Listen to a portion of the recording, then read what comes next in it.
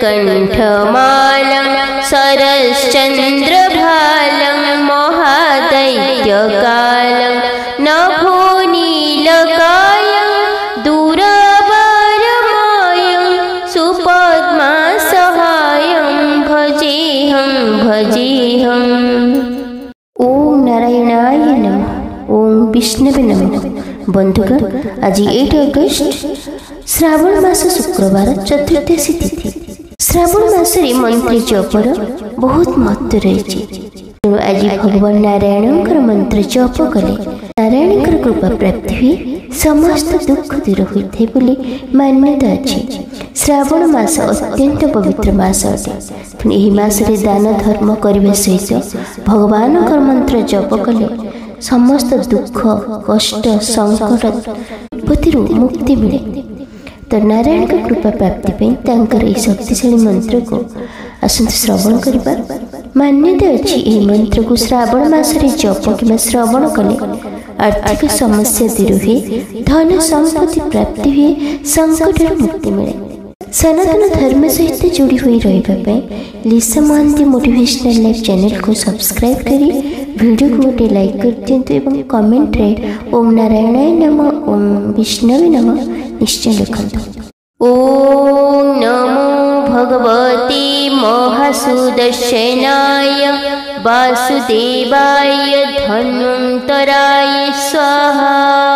ओम नमो भगवते महासुदर्शनाय वासुदेवाय धन्वन्तराय स्वाहा। ओम नमो भगवते महासुदर्शनाय वासुदेवाय धन्वन्तराय स्वाहा। ओम नमो भगवते महासुदर्शनाय वासुदेवाय धन्वन्तराय स्वाहा। ओम नमो भगवते महासुदर्शनाय वासुदेवाय धन्वन्तराय स्वाहा। ओम नमो भगवते महासुदर्शनाय वासुदेवाय धन्वन्तराय स्वाहा। ओम नमो भगवते महासुदर्शनाय वासुदेवाय धन्वन्तराय स्वाहा। ओम नमो भगवते महासुदर्शनाय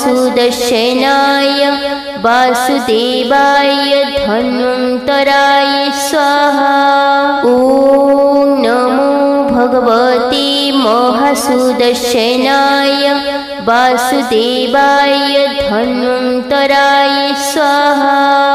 ओम नमो भगवते महासुदर्शनाय वासुदेवाय धन्वन्तराय स्वाहा। ओम नमो भगवते महासुदर्शनाय वासुदेवाय धन्वन्तराय स्वाहा। ओम नमो भगवते महासुदर्शनाय वासुदेवाय धन्वन्तराय स्वाहा। ओम नमो भगवते महासुदर्शनाय वासुदेवाय धन्वन्तराय स्वाहा।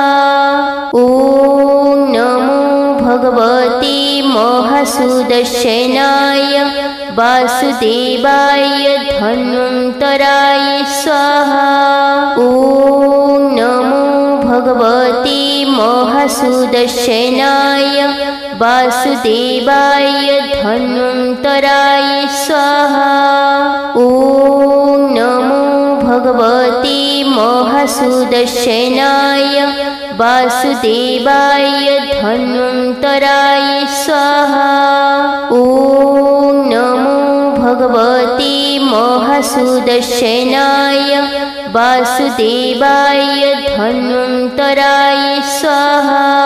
ओम नमो भगवते महासुदर्शनाय वासुदेवाय धन्वन्तराय स्वाहा।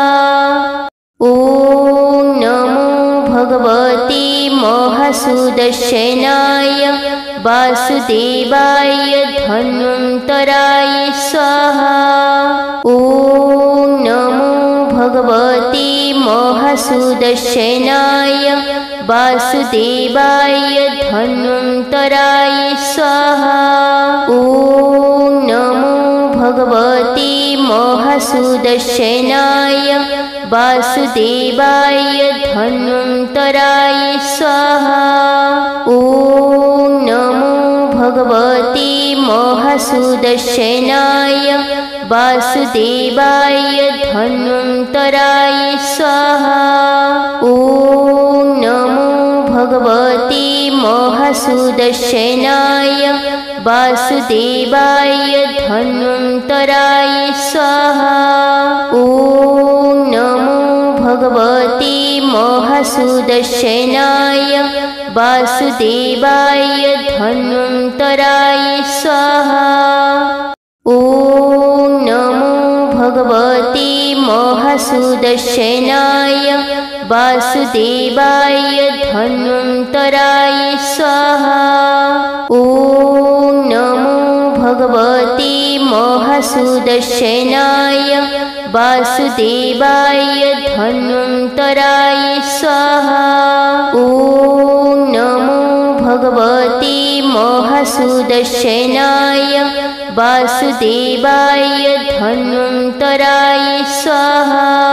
ॐ नमो भगवते महासुदर्शनाय वासुदेवाय धन्वन्तराय स्वाहा। ॐ नमो भगवते महासुदर्शनाय वासुदेवाय धन्वन्तराय स्वाहा। ॐ नमो भगवते महासुदर्शनाय वासुदेवाय धन्वन्तराय स्वाहा। ॐ नमो भगवते महासुदर्शनाय वासुदेवाय धन्वन्तराय स्वाहा। ॐ नमो भगवते महासुदर्शनाय वासुदेवाय धन्वन्तराय स्वाहा। ॐ नमो भगवते महासुदर्शनाय वासुदेवाय धन्वन्तराय स्वाहा। ॐ नमो भगवते महासुदर्शनाय वासुदेवाय धन्वन्तराय स्वाहा। ॐ नमो भगवते महासुदर्शनाय वासुदेवाय धन्वन्तराय स्वाहा। ॐ नमो भगवते महासुदर्शनाय वासुदेवाय धन्वन्तराय स्वाहा।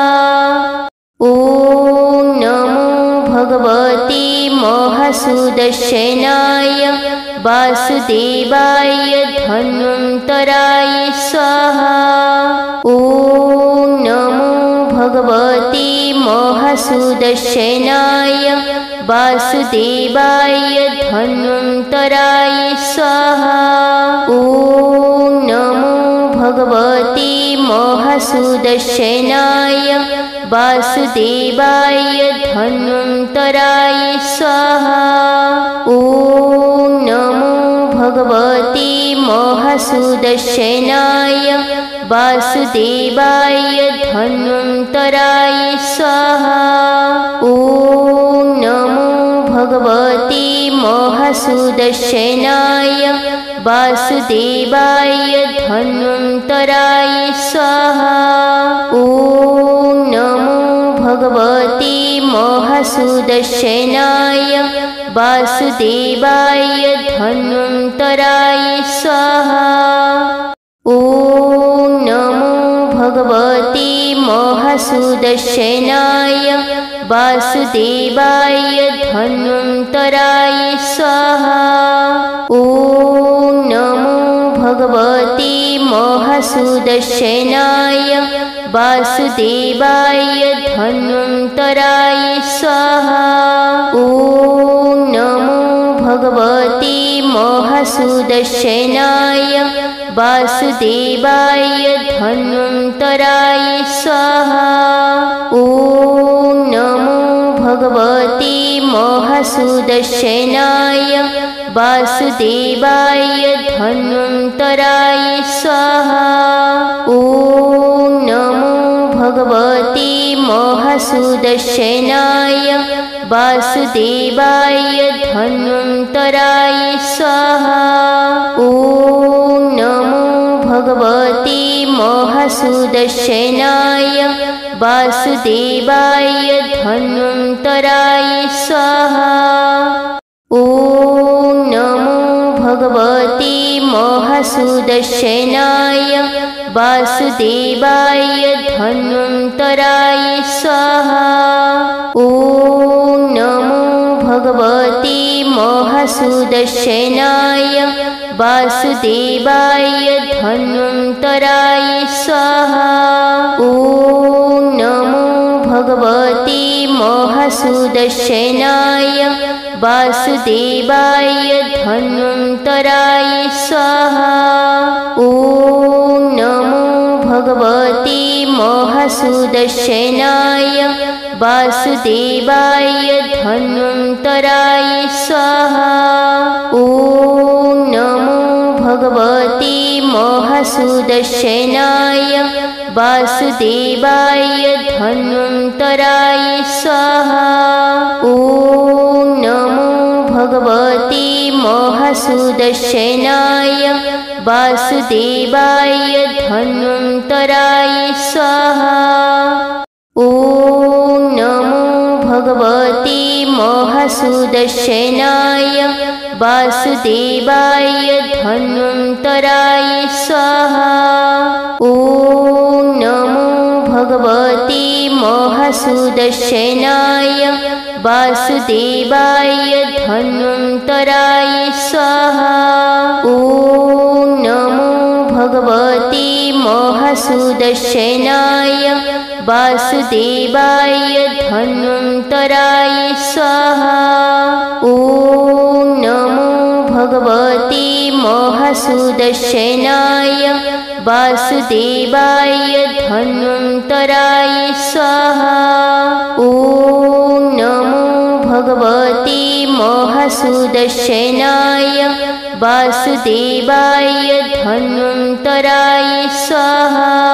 ॐ नमो भगवते महासुदर्शनाय वासुदेवाय धन्वन्तराय स्वाहा। ॐ नमो भगवते महासुदर्शनाय वासुदेवाय धन्वन्तराय स्वाहा। ॐ नमो भगवते महासुदर्शनाय वासुदेवाय धन्वन्तराय स्वाहा। ॐ नमो भगवते महासुदर्शनाय वासुदेवाय धन्वन्तराय स्वाहा। ॐ नमो भगवते महासुदर्शनाय वासुदेवाय धन्वन्तराय स्वाहा। ॐ नमो भगवते महासुदर्शनाय वासुदेवाय धन्वन्तराय स्वाहा। ॐ नमो भगवते महासुदर्शनाय वासुदेवाय धन्वन्तराय स्वाहा। ॐ नमो भगवते महासुदर्शनाय वासुदेवाय धन्वन्तराय स्वाहा। ॐ नमो भगवते महासुदर्शनाय वासुदेवाय धन्वन्तराय स्वाहा। ॐ नमो भगवते महासुदर्शनाय वासुदेवाय धन्वन्तराय स्वाहा। ॐ नमो भगवते महासुदर्शनाय वासुदेवाय धन्वन्तराय स्वाहा। ॐ नमो भगवते महासुदर्शनाय वासुदेवाय धन्वन्तराय स्वाहा। ॐ नमो भगवते महासुदर्शनाय वासुदेवाय धन्वन्तराय स्वाहा। ॐ नमो भगवते महासुदर्शनाय वासुदेवाय धन्वन्तराय स्वाहा। ॐ नमो भगवते महासुदर्शनाय वासुदेवाय धन्वन्तराय स्वाहा। ॐ नमो भगवते महासुदर्शनाय वासुदेवाय धन्वन्तराय स्वाहा। ॐ नमो भगवते महासुदर्शनाय वासुदेवाय धन्वन्तराय स्वाहा। ॐ नमो भगवते महासुदर्शनाय वासुदेवाय धन्वन्तराय स्वाहा। ॐ नमो भगवते महासुदर्शनाय वासुदेवाय धन्वन्तराय स्वाहा। ॐ नमो भगवते महासुदर्शनाय वासुदेवाय धन्वन्तराय स्वाहा। ॐ नमो भगवते महासुदर्शनाय वासुदेवाय धन्वन्तराय स्वाहा। ॐ नमो भगवते महासुदर्शनाय वासुदेवाय धन्वन्तराय स्वाहा। ॐ नमो भगवते महासुदर्शनाय वासुदेवाय धन्वन्तराय स्वाहा। ॐ नमो भगवते महासुदर्शनाय वासुदेवाय धन्वन्तराय स्वाहा। ॐ नमो भगवते महासुदर्शनाय वासुदेवाय धन्वन्तराय स्वाहा। ॐ नमो भगवते महासुदर्शनाय वासुदेवाय धन्वन्तराय स्वाहा। ॐ नमो भगवते महासुदर्शनाय वासुदेवाय धन्वन्तराय स्वाहा। ॐ नमो भगवते महासुदर्शनाय वासुदेवाय धन्वन्तराय स्वाहा। ॐ नमो भगवते महासुदर्शनाय वासुदेवाय धन्वन्तराय स्वाहा। ॐ नमो भगवते महासुदर्शनाय वासुदेवाय धन्वन्तराय स्वाहा। ॐ नमो भगवते महासुदर्शनाय वासुदेवाय धन्वन्तराय स्वाहा। ॐ नमो भगवते महासुदर्शनाय वासुदेवाय धन्वन्तराय स्वाहा। ॐ नमो भगवते महासुदर्शनाय वासुदेवाय धन्वन्तराय स्वाहा। ॐ नमो भगवते महासुदर्शनाय वासुदेवाय धन्वन्तराय स्वाहा। ॐ नमो भगवते महासुदर्शनाय वासुदेवाय धन्वन्तराय स्वाहा। ॐ नमो भगवते महासुदर्शनाय वासुदेवाय धन्वन्तराय स्वाहा। ॐ नमो भगवते महासुदर्शनाय वासुदेवाय धन्वन्तराय स्वाहा। ॐ नमो भगवते महासुदर्शनाय वासुदेवाय धन्वन्तराय स्वाहा। ॐ नमो भगवते महासुदर्शनाय वासुदेवाय धन्वन्तराय स्वाहा। ॐ नमो भगवते महासुदर्शनाय वासुदेवाय धन्वन्तराय स्वाहा। ॐ नमो भगवते महासुदर्शनाय वासुदेवाय धन्वन्तराय स्वाहा। ॐ नमो भगवते महासुदर्शनाय वासुदेवाय धन्वन्तराय स्वाहा। ॐ नमो भगवते महासुदर्शनाय वासुदेवाय धन्वन्तराय स्वाहा। ॐ नमो भगवते महासुदर्शनाय वासुदेवाय धन्वन्तराय स्वाहा। ॐ नमो भगवते महासुदर्शनाय वासुदेवाय धन्वन्तराय स्वाहा। ॐ नमो भगवते महासुदर्शनाय वासुदेवाय धन्वन्तराय स्वाहा।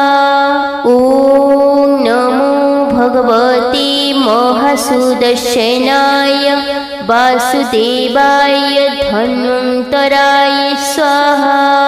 ॐ नमो भगवते महासुदर्शनाय वासुदेवाय धन्वन्तराय स्वाहा।